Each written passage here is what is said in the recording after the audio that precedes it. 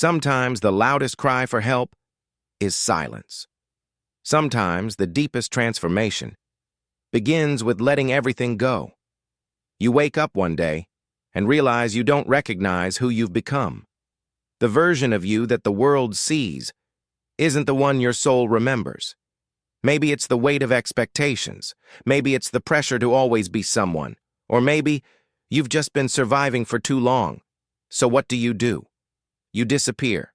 Not out of fear, but for the first time, out of choice. You log off. You stop explaining. You stop performing. And slowly you stop apologizing for wanting to breathe again. Disappearing isn't about running away. It's about returning to the quiet version of you that doesn't need noise to feel alive. You delete the old numbers. You walk through new streets. You read new books. And suddenly your thoughts become your own again. You write. You reflect. You ask yourself the questions you were once afraid to answer. Who am I? Without the world? What do I love? When nobody's watching? And in that solitude, you begin to rebuild. Not quickly, not loudly, but truthfully. You let your soul whisper.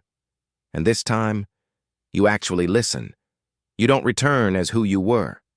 You return as who you chose to become. Someone quieter, but stronger.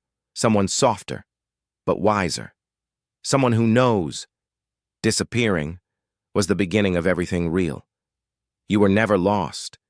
You were simply waiting to come home to yourself.